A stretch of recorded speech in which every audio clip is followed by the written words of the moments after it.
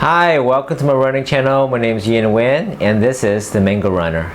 Anywhere you go, you belong. Anywhere you say, anywhere.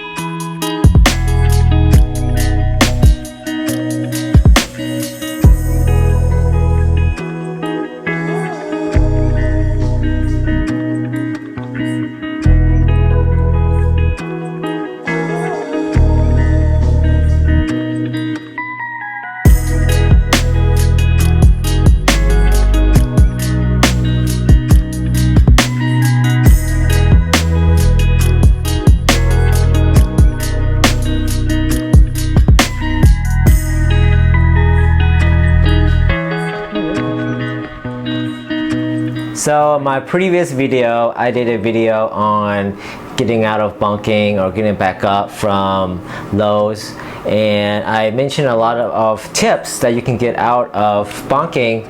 Well, one of my friends from Houston, Vanny, she watched the video and she commented below that why don't you talk more about the pieces of nutrition that you're going to use and also the frequency. And I was thinking, wow, that's a great idea. I have a race coming up in 2 weeks where I have to start planning my nutrition.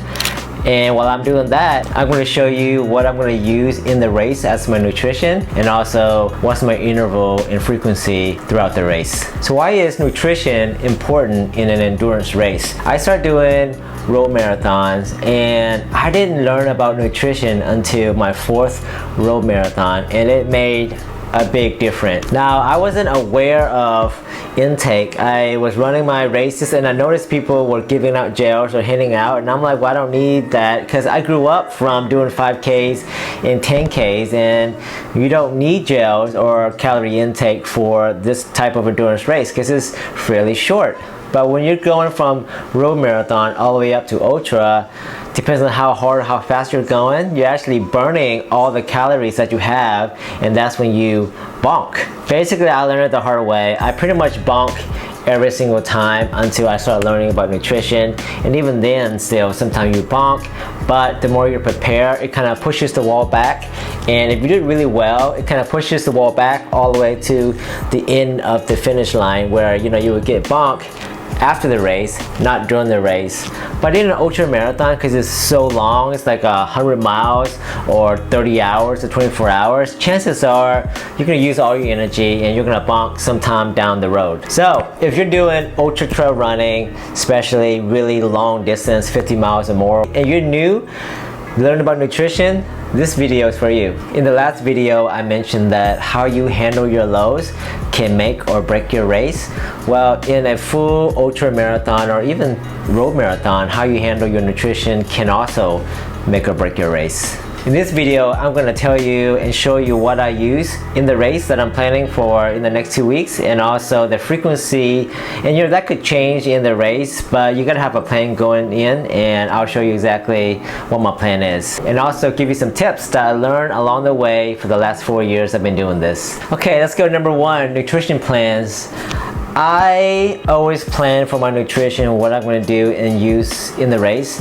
I've been using Hammer Nutrition for the last 3-4 years, and I want to disclose that this is the first year that I am sponsored by Hammer Nutrition as an athlete. So I've been using Hammer Nutrition since 2017 starting, and it works for me. So I started learning more about it, and then I use other nutrition, and I applied last year, and I was accepted, and so I am a 2021 Hammer athlete. Although I am a Hammer Nutrition athlete now, I am still using other nutrition that I think works for me.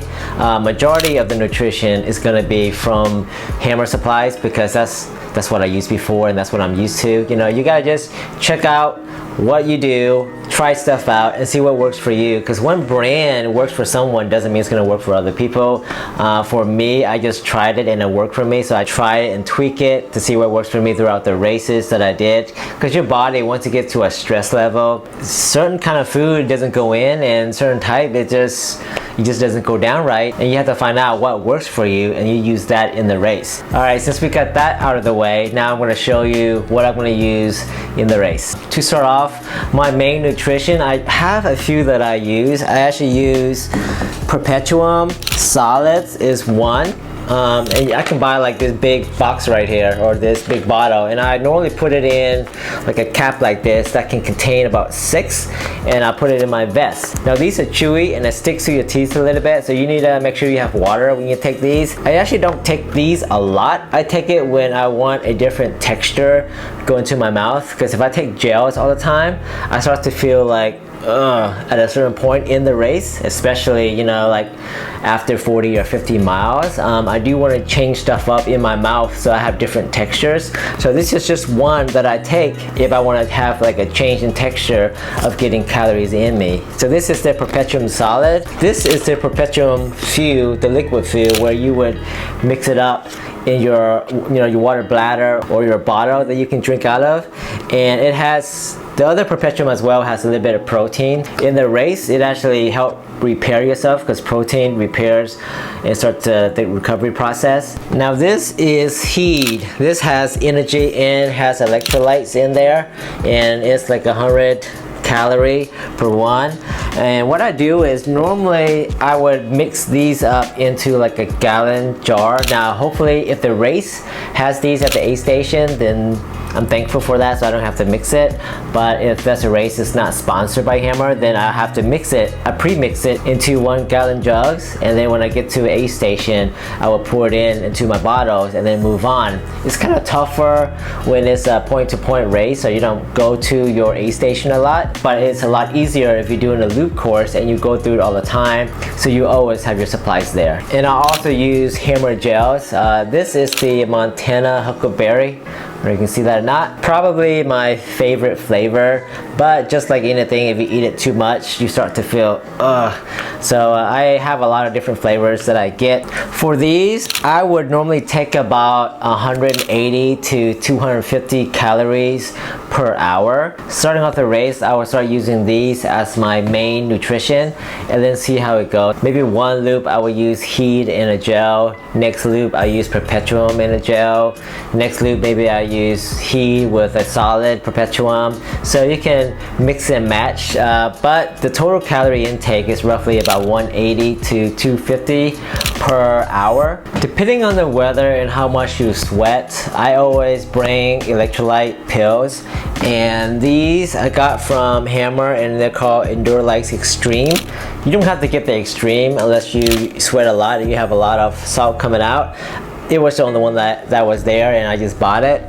But I normally would take an Endurelites every 2 hours, so I have like maybe 1 or 2 in my pocket, one of my Ziploc bags, so just make sure water doesn't get in there, and I'll take it every 2 hours just to make sure I have enough electrolytes so I don't cramp up. I had a race where I didn't have any electrolytes, maybe a little bit from like fruits and all, but I knew I didn't have any pills or any fizz, and I cramped up. I cramped up after 50 miles and I couldn't go anymore. I had a lot of energy left in me to move and run. Another electrolyte that I use is the Fizz. It has a different flavor. This is cola, and they have like the mango flavor, which is what I like. And the Fizz is another type of electrolytes, and what you do is you pour it into water bottle, and then you put like a tablet, and then you can use one of these tablets. You can fit it in, or you can break it up to put it in your bottle, and it just gives you like a different texture of electrolytes. The other one's a pill. This one you can drink it, so it's like a Gatorade almost like. That one I just drink here and there, just when I want like a different taste in me. So I probably take that Fizz maybe once every 10 miles or something, not a lot. More important is the electrolyte tablets that gets you all the potassium you need, or all the other substances you need in a race if you're sweating a lot. If you order anything from Hammer website, you can use my reference number. I'm not sure exactly exactly what it is, but I can post it up here.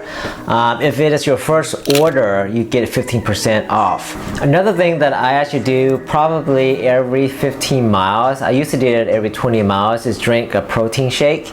And I got these are the Orgain from Costco, and it's vegan based, and it has about 20 grams, well, it has 20 grams of protein in them.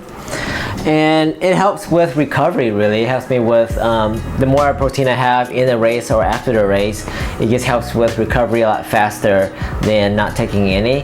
And I feel like taking that last time I did it every 20 miles or every 25 miles, depending on how your aid station is located. So for my next race, my 30-hour race, I'm gonna try to take it like every 15 miles if it fits with the aid station loops. Other foods, I have chips, pickles, bars, like Cliff bars, for example. This right here, I normally would have like the hammer bars, but I didn't purchase any. I probably started looking to get more hammer bars. They have like the vegan bars, which I normally get, the protein bars as well.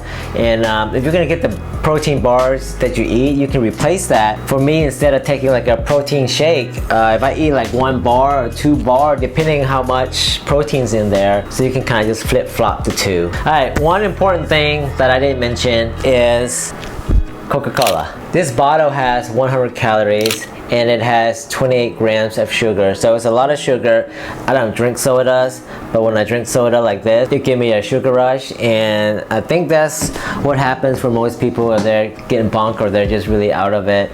Then when they don't have any sugar in their body, this give them like a sugar rush just to get them back up. I actually don't take them unless I bonk really hard, because my body is, I'm trying to get my body to use all the other nutrition and food and electrolytes, and hopefully I don't have to take that. But if I am really down, really bonk, really low, then I would drink like one of those or half of those, and hopefully I can get out of the rut. Yeah, so that's my nutrition plan for the next race. I hope that was helpful. Now let's go to number 2. Tip number 1 is I really recommend training with the food that you're going to use in the race.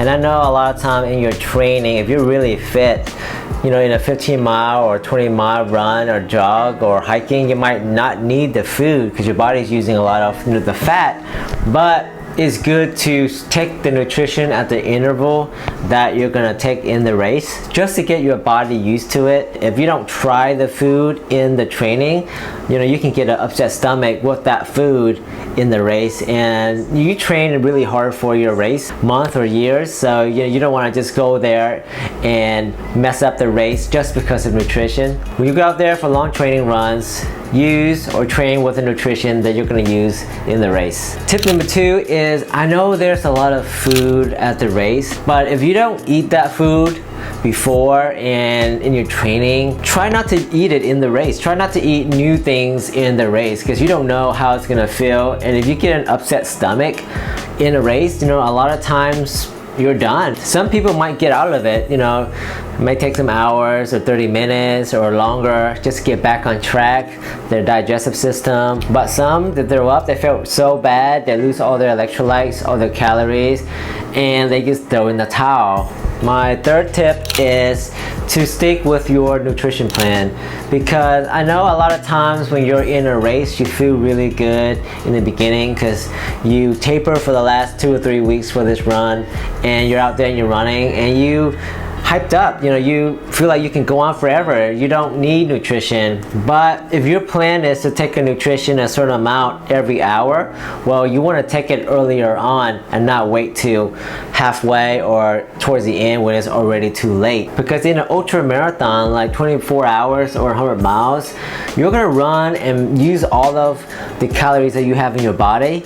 And starting early to get the calorie in there gets your body to process, and you hit the wall a lot later than if you don't start doing it early. Your body earlier in the race doesn't have that much stress, unless you were just sprinting really hard and giving yourself stress. But a lot of people, you know, they're not gonna run and race so quick in the beginning. They're just walking or jogging or hiking. So your body doesn't have a lot of stress. You get food in, it can digest and start using some of the calories. So if you start eating early as you plan, it's gonna pay off in the race in the long run. So stick with your plan, eating certain amount of calories, getting in certain amount of electrolytes certain times. Now you might have to adjust here and there depending on the weather, depending on if there's a lot of climbing, depending on if you're burning a lot of calories, then you might have to sit down and eat a little bit more. But in general, once you have your nutrition plan, just stick with it throughout the race. In the race, there's gonna be a lot of things going on that you might go like, oh, I can just wait,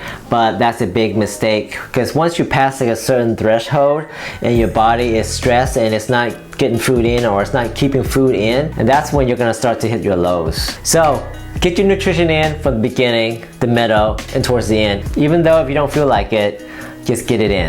I think that is all the nutrition tips and plan that I have. Hopefully the video was helpful for you in your race or in your training. If the video was helpful, let me know by giving it a thumbs up. Subscribe to the channel if you want to listen to more talks about ultra running tips and gears. I do want to hear from you, so comment below what tips you have, what nutrition plans that you use. Brandon said she used ginger chews, and I actually haven't tried that, but I thought that was a great idea. I had a friend that used Tum Tum, so I'm gonna add that into my nutrition just in case I need it. Well, I hope your running and training is going well for 2021. Stay active, stay healthy, and mostly stay safe. Until next time.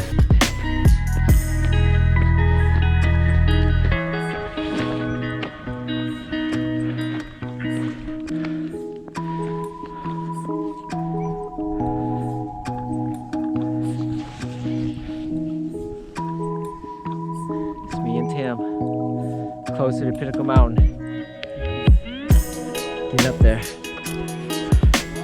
So beautiful, look at this.